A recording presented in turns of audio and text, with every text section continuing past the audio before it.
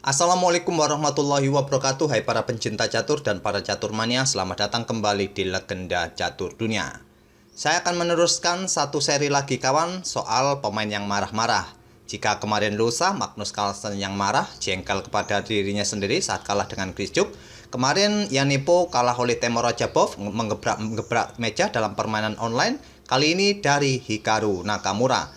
Sama kawan, momen kemarahan Hikaru Nakamura terlihat dalam permainan online di Chess Champion Tour seri Euro Rapid bulan Februari 2021 di babak penyisihan saat bertemu dengan rekan senegaranya Sam Saklan. Nanti kawan, di cuplikan video terlihat bahwa Hikaru Nakamura begitu kesal karena dia melewatkan langkah kemenangannya, sempat menekan yang akhirnya dia membuat langkah blunder sehingga keadaan berbalik. Dan dia terlihat seperti membanting mouse, ngomel-ngomel terus sampai akhir permainan. Tapi sebelum saya berikan cuplikannya, kita langsung saja ke atas papan. Kita lihat dulu bagaimanakah permainan kedua pemain. Di sini Hikaru Nakamura, pegang putih, bermain atau mengawali dengan pion E4. Dibalas Sam Saklan dengan pion C5, Sicilia Defense. Kuda F3, pion D6, pion D4, pion pukul, dipukul balik. Selanjutnya kuda F6. Kuda C3, kuda C6, dan gajah G5. Ini adalah variasi Richard Rauser Attack. Pion E6 lanjut Sam Saklan, dan seperti yang kalian lihat, struktur pionnya mirip dengan permainan variasi Scheveningen kawan. Menteri D2, dan pion A6 selanjutnya di sini Nakamura memilih rokade panjang, gajah D7, pion F3, tentu persiapan kawan. Hikaru Nakamura segera mendorong pion-pionnya di sayap raja maju, dan dibalas dengan langkah pertukaran kuda dipukul balik. Selanjutnya gajah E7, persiapan mungkin melakukan rokade pendek. Di sini pion H4. Memainkan pion G4 terlebih dahulu, nanti bisa diikuti dengan pion H4, jauh lebih baik kawan. Di sini tadi Nakamura langsung memainkan pion H4 terlebih dahulu. Sekarang menteri hitam ke C7.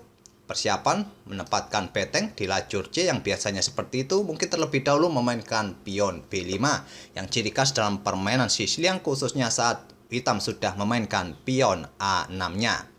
Dan di sini kawan, Hikaru Nakamura tidak melanjutkan mendorong pion-pion rajanya. Dia bermain dengan langkah menteri ke D2 terlebih dahulu. Pion B5, persiapan didorong kembali, nanti diikuti dengan pion A, dan beteng bersiap digeser ke lajur C. Di sini raja bergeser ke B1, menghindari satu lajur dengan menteri hitam. Pion B4, kuda mundur ke E1, selanjutnya pion A4 dan pion C4 oleh Hikaru Nakamura. Ini untuk menghindari tantangan pion B nanti kawan, dan jika pion ini didorong, kemungkinan pion A akan didorong, dan akan menempatkan kudanya kembali ke peta C3. Di sini Sam Saklan merespon dengan langkah N pasen, pion B pukul pion C3, dipukul balik oleh pion C. Beteng B8 memberikan pressure pion B2 dan direspon dengan pion A4 menghentikan laju pion hitam di lajur A. Ini merupakan langkah terbaik kawan. Tentu tujuan berikutnya adalah kuda akan menempati peta B5. Jika terjadi pertukaran nanti bisa dipukul balik, dan putih sudah bisa memblokade tekanan dari beteng langsung menghadap rajanya ini. Di sini Sam Saklan bermain dengan pion H6. Merupakan langkah kesalahan, tapi respon dari Hikaru Nakamura juga kurang bagus kawan. Kuda putih langsung lompat ke peta B5, bisa jadi pilihan utama untuk mengancam menteri. Ada beberapa pilihan bagi hitam kawan, apakah langsung pukul kuda ini menggunakan gajah atau menarik mundur menterinya ke peta D8. Jika terjadi pertukaran perwira di sini, bisa dipukul balik oleh gajah putih dengan tempo skak. Dan bila hitam nekat untuk melakukan pertukaran kualitas perwira, beteng pukul gajah. Di sini putih tidak perlu untuk pukul balik beteng hitam ini kawan. Jika kalian pukul balik beteng hitam ini, kalian akan kalah jumlah perwira nanti. Jadi gajah pukul kuda terlebih dahulu. Pastinya beteng ini akan menghindar dari ancaman pion, mungkin ke peta B4. Barulah gajah bisa ambil pion di peta G7 mengancam beteng. Di sini beteng jika bergeser ke peta H7, gajah bisa pukul pion yang ada di peta H6. Jika beteng bergeser ke peta G8, nanti putih bisa memukul pion menggunakan menteri. Oke, kita kembali ke langkah aslinya. Pada posisi ini tadi, Hikaru Nakamura menarik mundur gajahnya ke E3. Dibalas Sam Saklan dengan langkah rokade pendek, selanjutnya dengan kuda B5. Di sini Samsaklan tidak berani untuk pukul kuda, dia bermain dengan Menteri B7 untuk menghindari serangan kuda. Selanjutnya Gajah D3 melanjutkan pengembangan, dibalas dengan Beteng F bergeser ke C8, menempati lajur yang sudah terbuka penuh, dibalas dengan Beteng C1 oleh Hikaru Nakamura menantang pertukaran. Di sini tantangan ditolak, Samsaklan memainkan pion D5-nya terlebih dahulu untuk membuka diagonal gelap dan dibalas dengan pion E5.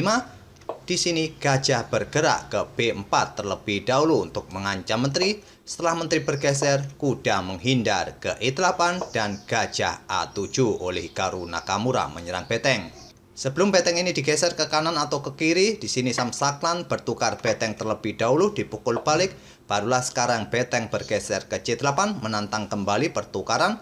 Tantangan diterima Hikaru Nakamura dan di sini di langkah ke-26 kedua pemain pun sudah tidak mempunyai beteng lagi dan Hikaru Nakamura melanjutkan pion H5 melanjutkan permainan di sisi raja, menghentikan laju pion agar pion ini jika didorong terus maka lajur G akan terbuka nantinya. Di sini raja bergeser ke F8 oleh Samsaklan. Sekarang pion G4 dan menteri ke C6 oleh Samsaklan. Selanjutnya gajah B6 dan gajah hitam mundur ke C8. Di sini Hikaru Nakamura melangkahkan kudanya ke A7 menggarpu menteri serta gajah, tapi dia meninggalkan pion kawan. Samsaklan pukul pion di A4 dan meninggalkan gajahnya untuk dipukul oleh kuda. Tapi nantinya menteri hitam ini akan mendapatkan gajah putih kawan dengan tempo skak. Di sini menteri putih bergerak ke E2 terlebih dahulu untuk mengontrol peta D1. Sekarang menteri kembali ke D7. Langkah gajah ke peta B7 merupakan pilihan terbaik bagi hitam, tapi langkah menteri ke peta D7 dipilih oleh Samsaklan. Seperti yang kalian lihat, langkah ini adalah langkah blunder. Di sini dimanfaatkan dengan langkah menteri ke C2 oleh Hikaru Nakamura, memberikan pressure lebih bagi gajah hitam. Di sini gajah ke B7, selanjutnya gajah putih B5, memberikan serangan menteri atau serangan tusuk sate bagi menteri serta kuda hitam. Menteri ke E7 dan menteri putih bergerak ke H7, ancaman satu langkah skakmat diantisipasi dengan pion F6 membuka ruang bagi pelarian raja jika ada ancaman skak. Dan di sini Hikaru Nakamura terburu-buru untuk melakukan skak dengan menteri H8 dan langkah ini adalah langkah blunder. Langkah gajah ke peta D3 merupakan pilihan terbaik untuk melanjutkan tekanannya kawan. Nanti menteri bisa melakukan skak dan diikuti dengan gajah G6 skak mat. Dan pasti akan diantisipasi oleh hitam untuk membuka ruang lagi. Salah satunya adalah pion pukul pion. Di sini menteri bisa melakukan skak, raja bergerak dan gajah bergerak ke peta G6 skak. Raja bergerak dan kuda yang ada di peta E8 ini akan tewas. Bisa kalian pukul menggunakan gajah atau menteri. Atau pada posisi ini kawan, hitam mencoba membuka ruang lewat langkah menteri ke peta D7, memberikan ruang ke peta gelap bagi raja.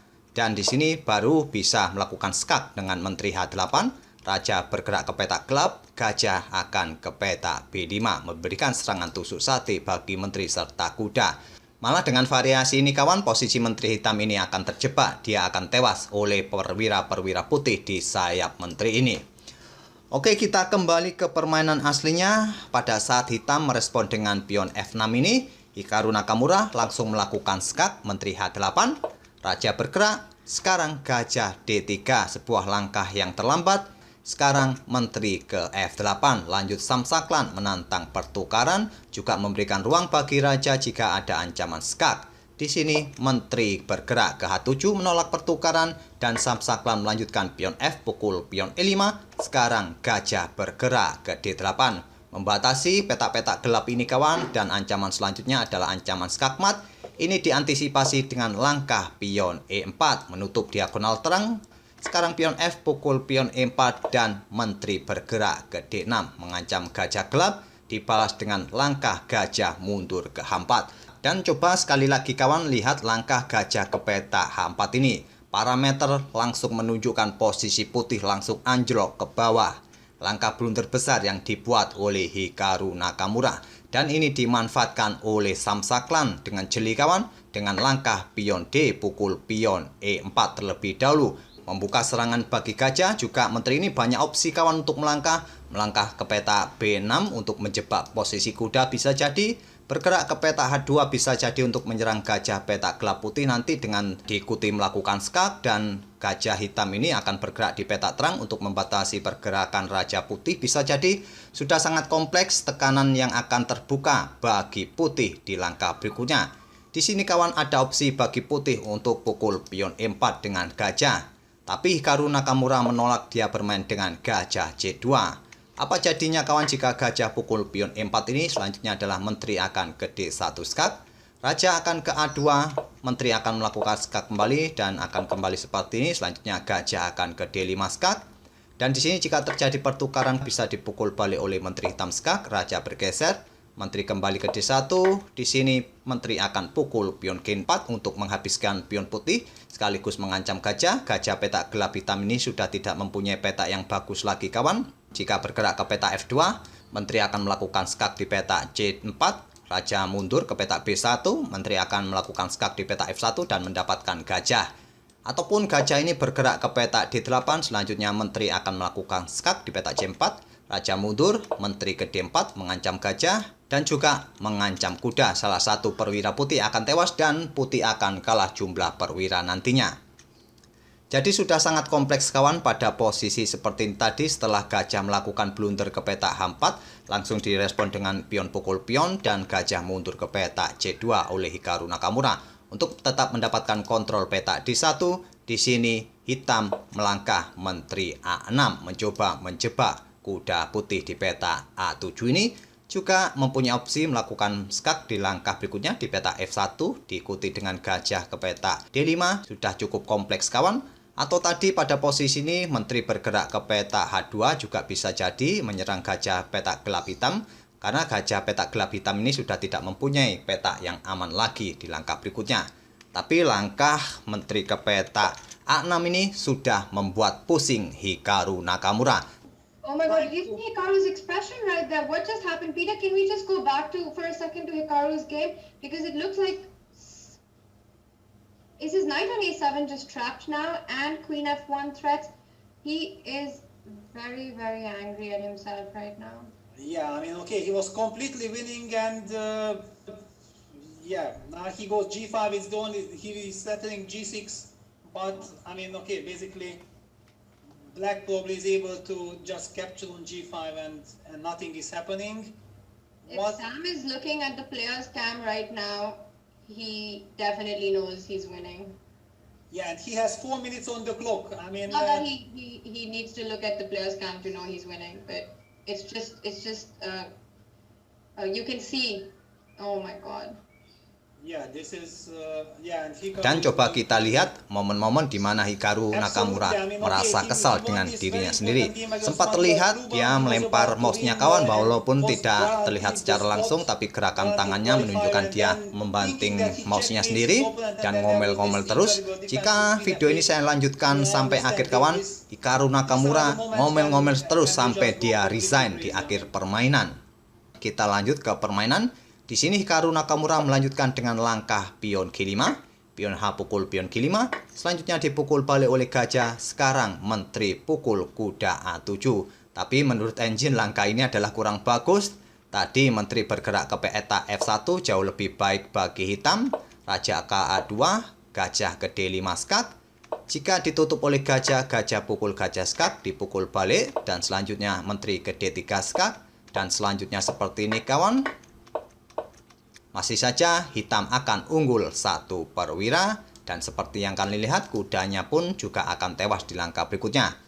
Tapi Sam Sakran lebih memilih langkah menteri langsung pukul kuda dan dibalas dengan menteri G6 skak, raja mundur, pion H6 dibalas dengan menteri G1 skak, raja bergeser, gajah D5 skak ditutup oleh pion B3, menteri ke F2 memberikan ancaman atau pimpinan bagi gajah putih, dibalas raja kembali ke B1, gajah bergerak ke C3 memberikan ancaman yang cukup serius dengan langkah menteri ke peta G1 skak. Jika ditutup oleh gajah maka menterinya akan tewas. Di sini gajah langsung mundur ke C1, selanjutnya pion pukul pion, menteri pukul pion H6 skak, raja ke G8, menteri G5 skak ditutup oleh kuda, menteri D8 skak, ditutup oleh menteri menantang pertukaran. Logis saja kawan, dia sudah unggul perwira dan pion. Sekarang menteri ke C7 menyerang gajah, gajah mundur ke F6. Menteri pukul pion A5, Hikaru Nakamura masih belum mau menyerah. Kuda F5 balas Shamsaklan dan gajah bergerak ke A3 menyerang menteri. Menteri ke C8, gajah bergerak ke C5 dan kuda bergerak ke D4. Menantang putih untuk pukul kuda dengan gajah, nanti bisa dipukul balik. Dan posisi kuda juga mengancam gajah C2 kawan, gajah mundur ke D1. Sekarang kuda pukul pion B3, memberikan garbuan bagi kedua perwira putih. Di sini gajah pukul kuda. Dan setelah pukul kuda di B3 tadi kawan, Hikaru Nakamura langsung resign di langkah ke-58 ini. Tentu jawaban berikutnya dari hitam adalah gajah pukul gajah. Dan posisi menteri sudah tidak bisa melakukan skak lagi terhadap Raja Hitam. Dan sampai di sini saya tidak akan melanjutkan langkah-langkahnya sampai skakmat atau sampai bidak-bidaknya habis. Atau salah satu pion hitam ini bisa promosi kawan. Kalian bisa mengotak-atiknya sendiri. Sungguh terlalu jika kalian tetap kalah dengan komposisi seperti ini dengan keunggulan 2 pion dan 1 gajah. Itulah kawan permainan dari Hikaru Nakamura yang tadi terlihat kesal dengan dirinya sendiri. Karena dia sempat unggul di permainan middle game yang akhirnya tidak bisa diikuti langkah terbaik lainnya untuk mendukung serangan. Akhirnya dia membuat blunder yang dimanfaatkan oleh Shamsaklan. Hikaru Nakamura terlihat membanting mouse-nya dan ngomel-ngomel sendiri sampai akhir permainan. Semoga permainan tadi bisa menghibur dan bisa memberikan pelajaran bagi kita semua. Dan kita akan bertemu di video-video berikutnya. Terima kasih. Wassalamualaikum warahmatullahi wabarakatuh.